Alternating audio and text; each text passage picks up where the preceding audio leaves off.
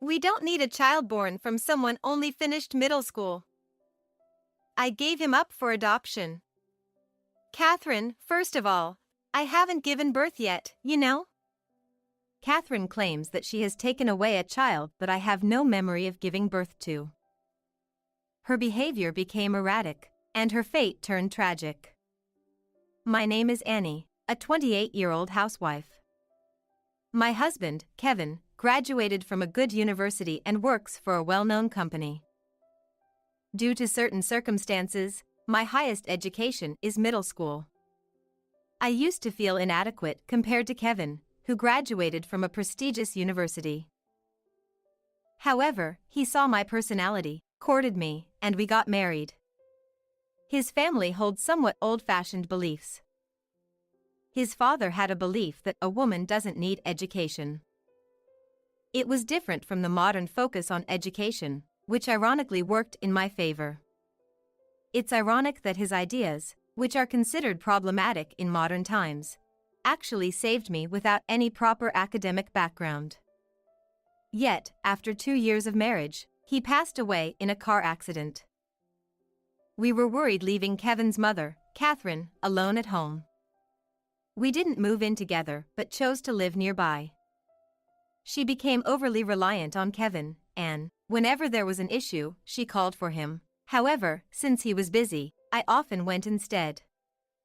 He went to help her whenever he could, saying I didn't need to force myself to visit her.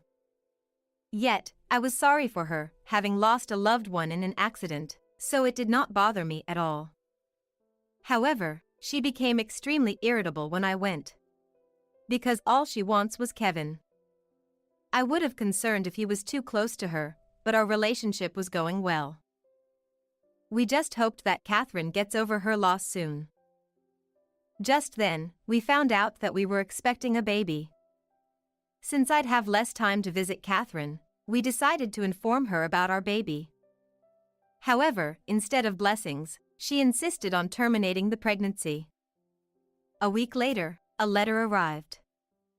As I opened it, I found divorce papers already signed by Catherine as a witness. I was utterly shocked. When I saw the second document enclosed, I dropped the one I held. In a panic, I called Catherine. Catherine, what's with the letter? Oh, you've opened it? Just sign it and submit it to the court quickly. Since announcing the pregnancy, her attitude had blatantly worsened. Whenever Kevin wasn't around, she was always like this. You see, even if I grant that the divorce papers are a form of harassment targeting me, what about this marriage certificate with your and Kevin's names on it? Of course, I'm marrying him. Diversity is a thing now. It's perfectly fine for biological parent and child to become a couple. I couldn't process what she was saying. Catherine, legally, you can't marry your child no matter what. Kevin doesn't have any feelings for you beyond being a son. We could have a common law marriage. I did my research.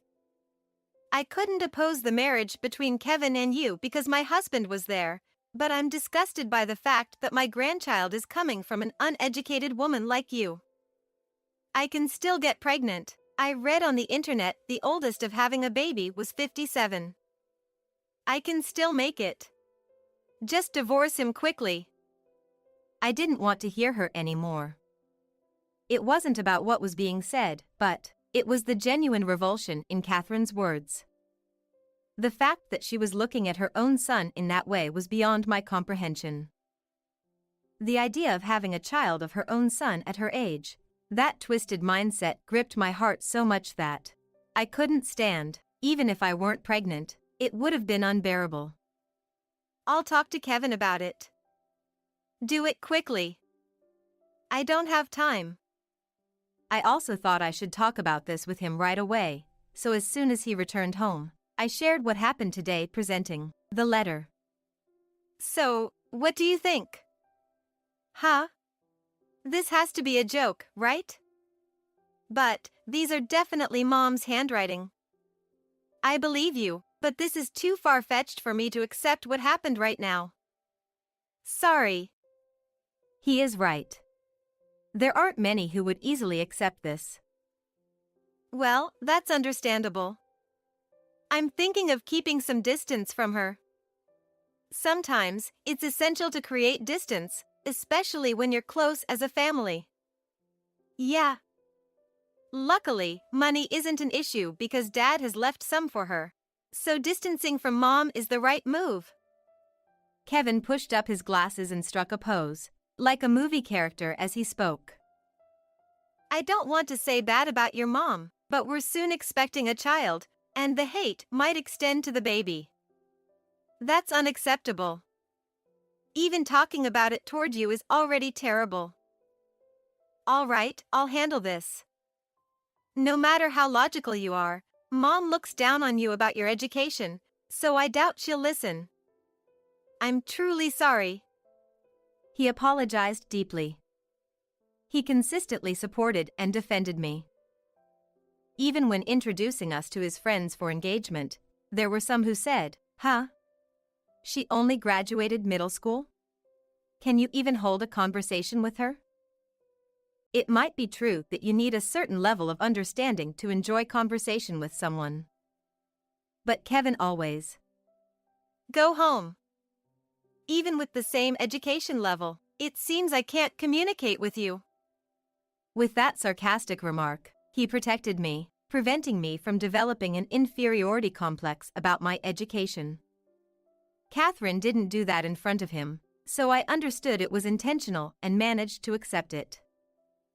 He knew what Catherine was thinking too, and in the end, creating distance was necessary for our happiness. But before we could distance ourselves, Catherine suddenly closed the gap. One day, while I was out for a walk, I saw her approaching with an intense expression. Oh no. What terrible luck.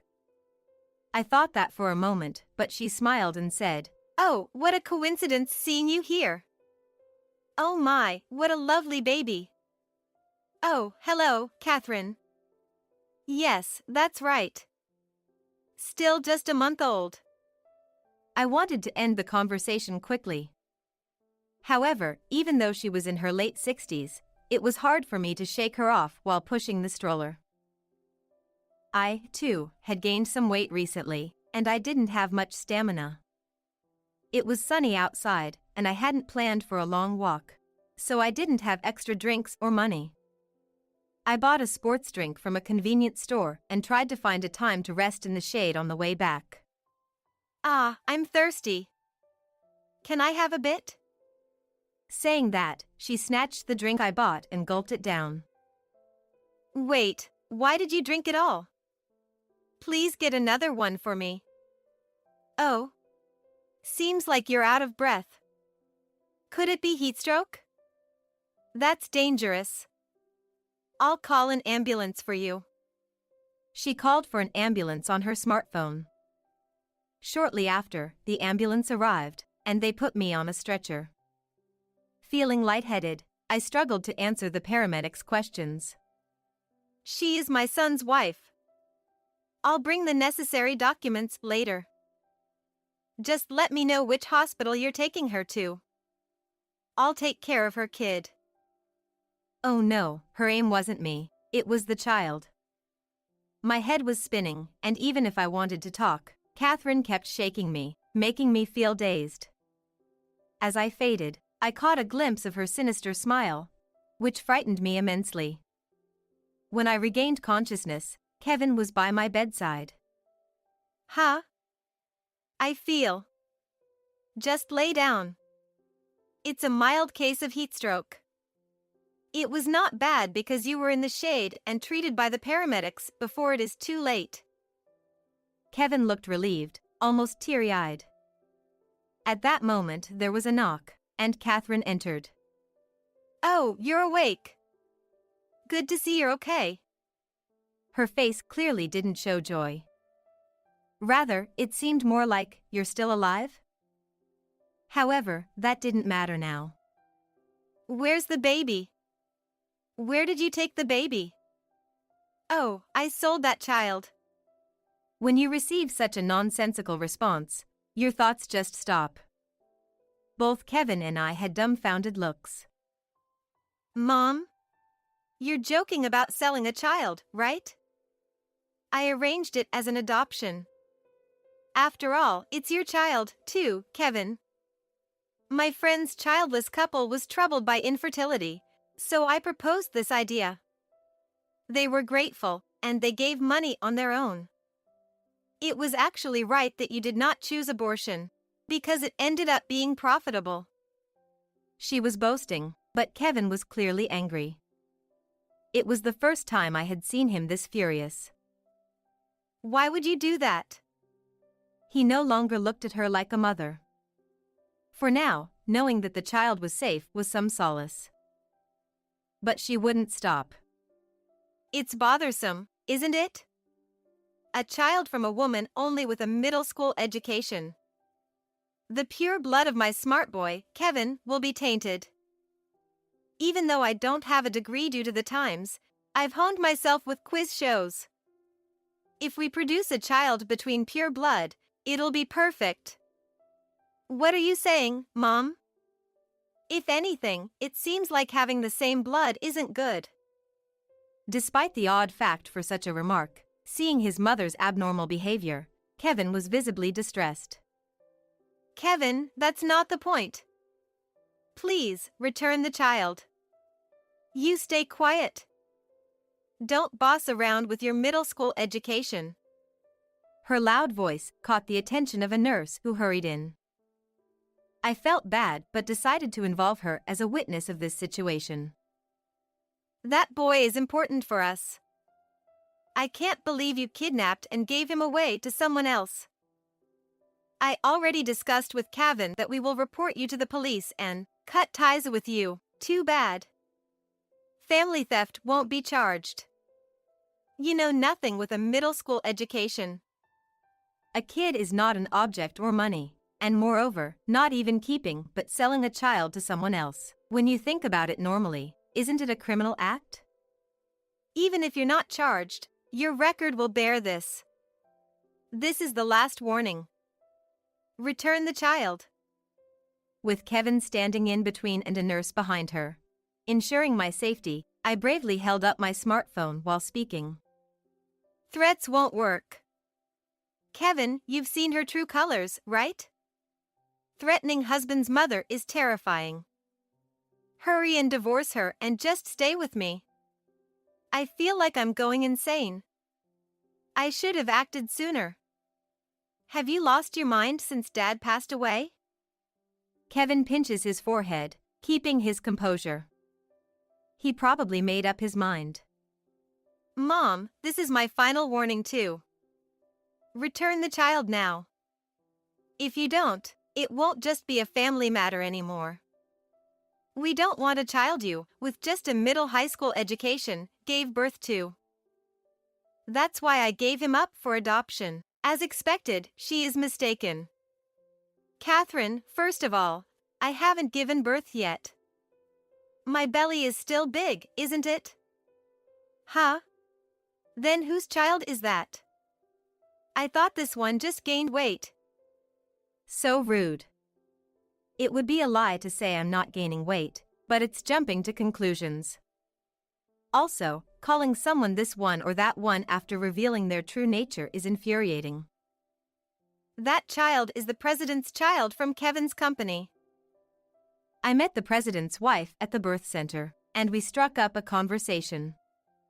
She recently gave birth, and since she's not feeling well, I was looking after the baby while taking a walk. I was supposed to circle back, but you found me, leading to the current situation. So, Mom is now admitting to kidnapping someone else's child and selling him. Since we know where he is, I've already reported it to the president. The couple you sold the child to, they're your friend's son couple, right? They contacted me already, saying, your mom suddenly brought a child, and we had a bad feeling, so we took him in. If someone's grandmother brings a newborn, not the actual parent, it would raise suspicion, right? Confronted by me, she looked down upon, and her own son. She sweats profusely. What, when I gave it to them, they didn't say anything. Of course, given the abnormality of handing a child over like that, they were prioritizing the child's safety. The president's wife knows the situation and they forgave me, but if it had gone wrong, it could have cost the kid's life. Of course, she won't forgive you, and she is going to report you to the police. Finally grasping the severity upon hearing police, she seems to understand the situation. You all are overreacting. If they forgave us, it's fine, right? They forgave Annie. I said I could report you to the police, to the president and his wife. Even then, despite their child being kidnapped, they gave you one chance. Yet, you show no remorse. Desperate to please Kevin, Catherine stumbles. If I had known it was someone else's child, I wouldn't have done this.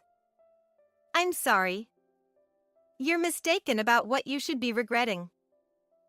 The way you say it, it's like if it was the real child, there wouldn't have been any issue. I can't let someone like you meet our child. She pales, shocked. Did she really not understand until I spelled it out like this?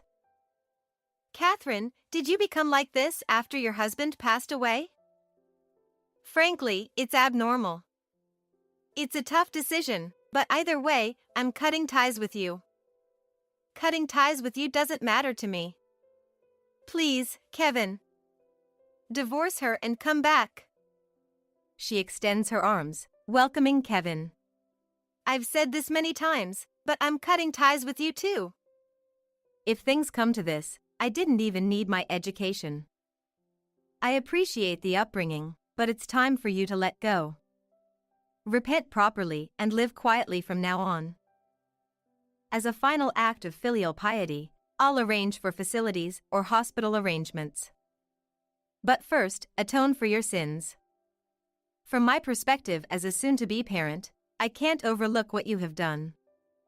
The anxiety of having a child kidnapped, not knowing his safety. Mom, you understand, don't you? I can't let my kid meet such a monster like you. No, why did it come to this? If even Kevin is gone, I'll end it all and kill myself.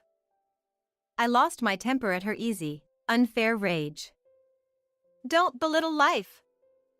Just because you're my husband's mother doesn't make it okay. I've endured enough. What? You never understand my... Before Catherine could finish, Kevin explained why I got so angry. Mom, Annie's parents died in a fire. Both of them protected her. After I lost my parents, I was raised by my grandparents from my mother's side, who weren't wealthy, so I voluntarily started working right after middle school. I never heard such a thing. That's not something to casually share. Above all, no matter the reason, mocking someone based on education isn't acceptable.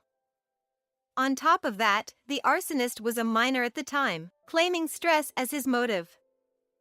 I never expected anyone to die. I'm not at fault, I am a minor. He made those selfish excuses. Like you right now, Mom. Catherine, perhaps overwhelmed by her son's words, started crying. Please don't cry now. Regardless of the reasons, stealing a child from their parents is unforgivable. In my mind, that arsonist back then and you, Catherine, are equally guilty. Even your father died for an unfair reason. You don't understand? I would have. If you had told me. I sighed deeply. I can't deal with someone who wouldn't understand something that everyone knows without being told. In your case, you still don't understand, don't you, even if we keep explaining? Even now, you probably think cutting ties or being reported is a joke. Kevin opened the door of the hospital room. Police officers entered, accompanied by the child's mother, the president's wife. Kevin, are you sure about this? Thank you for your concern despite everything. What my mother did cannot be excused just because your son was safe. Please ensure a fair punishment for her. Hearing Kevin, the officer nodded to him. and took Catherine, who was sitting there dumbfounded. The president's wife told us that they had her son secured. Subsequently, Catherine was arrested. Her attempt to sell the child was considered heinous, and she received a sentence of 5 years without parole. The maximum sentence for this act seemed to be 7 years, but for a first offense, this was substantial. By the time Catherine is released, she won't have the patience to track us. Following this incident, Kevin offered to resign, but the president and his wife admonished him, "You're about to have a child. You need support Annie and the baby." Truly amazing people. I believe Kevin will surely contribute greatly to this company from now on. Even the president's wife, at that time, expressed concern for my health, attributing the problem to Catherine only. She even offered to hang out together when our baby is born, and I couldn't help but cry. I also met the Catherine's friend who secured the child. At that time, Catherine's behavior seemed odd, and they weren't sure what would happen if they declined her plan, so they pretended to agree and then took the child. I was also upset that Catherine insensitively brought a kid to the couple that were struggling with infertility. We have already shared what happened with those around us, so there's no place for Catherine to return to anymore. I can't meet my own mother, who has passed away. Catherine can't meet her own son and her grandchild even though they are alive. Perhaps she's going through something much harder than me. I don't sympathize at all, but thinking about it, I find it ironic. It's been 5 years since the incident, and Catherine will be released soon. I was hanging out with the president's wife and the child who was kidnapped at the time, along with my child. I received a message from the friend of Catherine who secured the child. She received a call from Catherine, but she also told her not to contact her anymore. Imagine my grandchild were kidnapped too. Yes, since then, her son's couple had a baby, and now she is here playing with our kids.